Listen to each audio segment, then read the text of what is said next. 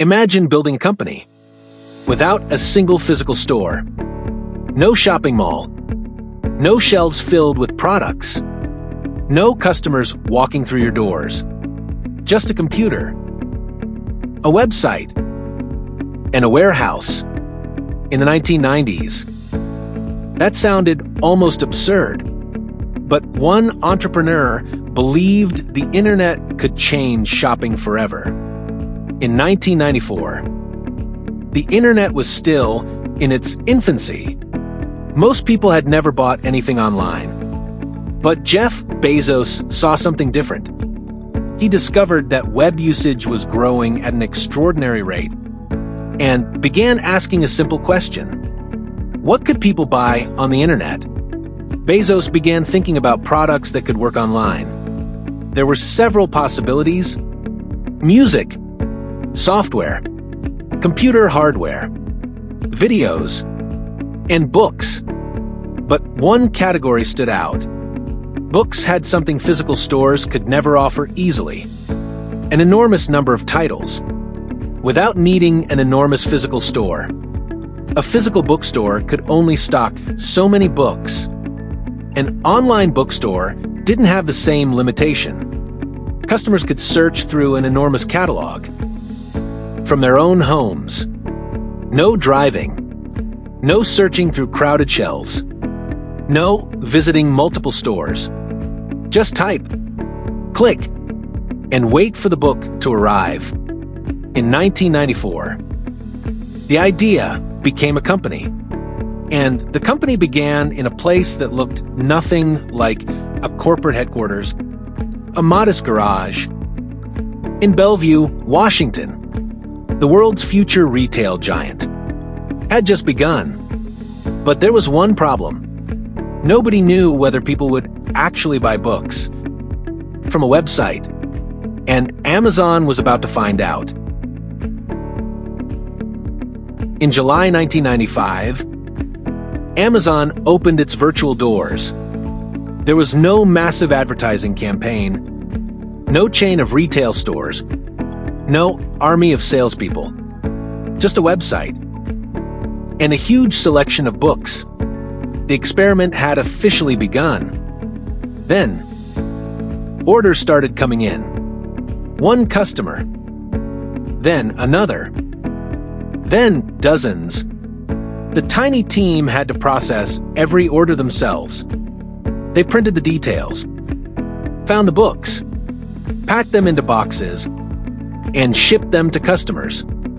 It was simple, but it worked. But Amazon wasn't trying to simply recreate a bookstore online. It was trying to make shopping easier.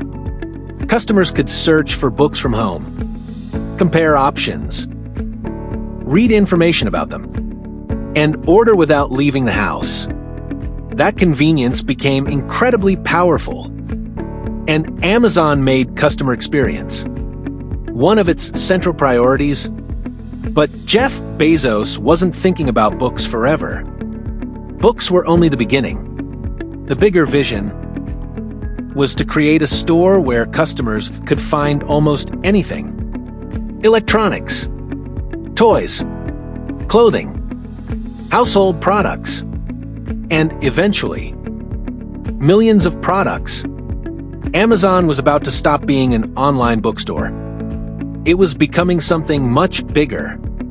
But there was a problem. Selling more products meant needing more warehouses, more employees, more delivery infrastructure, and much more money. Amazon had a choice: slow down and become profitable, or keep spending and chase something much bigger. Amazon was growing quickly, but growth came with a price. Warehouses cost money. Employees cost money. Technology cost money. Shipping cost money. And Amazon was spending aggressively. Critics began asking a simple question: when would Amazon actually make money? Wall Street became skeptical. Critics questioned whether an online retailer could ever generate sustainable profits. The company was spending heavily, while competitors were watching closely. To many observers, Amazon looked like a business chasing growth at the expense of profitability. But Bezos had a different strategy. Bezos wasn't focused on winning the next quarter. He was focused on building the infrastructure that could dominate for decades. More warehouses, more customers, more products, better technology, faster delivery. The bigger Amazon became, the more difficult it would be for competitors to catch up. Then Amazon introduced another powerful idea: Prime. Instead of paying separately for every delivery, customers could pay for a membership. In return, they received faster shipping, and eventually, much more. Prime didn't just encourage people to shop on Amazon, it gave them a reason to keep coming back. But Amazon had an even bigger idea. What if other businesses could sell through Amazon too? Suddenly, Amazon didn't have to own every product. It could become the marketplace itself. And that changed the scale of the business forever. Amazon had built something far bigger than an online bookstore. But hidden beneath the retail business, another company was quietly taking shape. And eventually, it would become one of Amazon's most important businesses: cloud computing. As Amazon grew, it faced a problem that had nothing to do with books or shopping. The company needed enormous amounts of computing power: servers, storage, databases, networking. Building all of that infrastructure was expensive, but Amazon discovered something interesting. Other companies had the exact same problem. Amazon realized it could turn its infrastructure into a business, instead of keeping all those computing resources for itself. Why not rent them to other companies? In 2006, Amazon Web Services was launched. Companies could rent computing power, storage, and other digital infrastructure without building massive data centers themselves. And suddenly, Amazon was powering businesses it didn't even own. Websites, mobile applications, startups, streaming services, and countless other digital products could rely on Amazon's infrastructure.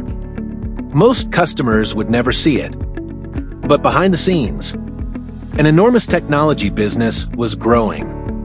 By now, Amazon was no longer one business. It was an ecosystem. Retail brought customers. Marketplace brought sellers. Prime encouraged loyalty. Logistics moved the products. And AWS-powered digital businesses. Each part strengthened the others. The company had built something incredibly difficult to compete with. What began as a website selling books had evolved into something completely different. A retail company, a logistics company, a technology company, a cloud company, and a marketplace, all under one roof. But building an enormous company isn't enough. The real question is, why did Amazon's strategy work? And what can entrepreneurs learn from it? Amazon's first major lesson is simple. Start with the customer. Instead of asking, how can we make more money from this customer? Amazon repeatedly asked, how can we make this experience better? Easier shopping, more selection, faster delivery, better convenience. And over time, convenience became a habit. The second lesson is scale. The more customers Amazon attracted, the more product sellers wanted to offer. More sellers created more selection. More selection attracted more customers. More customers justified more warehouses, better logistics, and better technology. It became a cycle, and the cycle kept getting bigger. The third lesson is patience. Amazon spent years investing ahead of demand. Warehouses, technology, logistics, cloud infrastructure. The strategy required enormous patience. Because the goal wasn't simply to win today, it was to build something that would be extremely difficult to defeat tomorrow. And that's the real secret. Amazon didn't build just one competitive advantage. It built several and connected them together. Customers attracted sellers. Sellers increased selection. Selection attracted more customers. More customers strengthened logistics. Prime increased loyalty. And AWS created another powerful engine. The result wasn't just a company. It was a machine, designed to become stronger as it grew.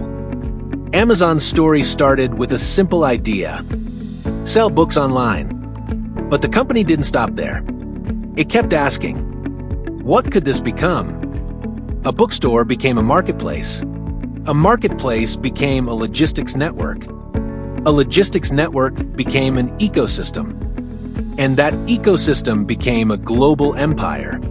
The lesson isn't to become Amazon. It's to understand the thinking that made Amazon possible. Start small.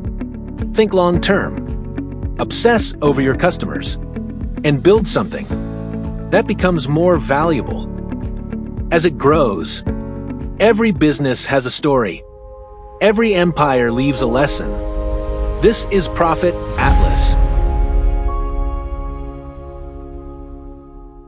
Follow or subscribe, and join us for the next story.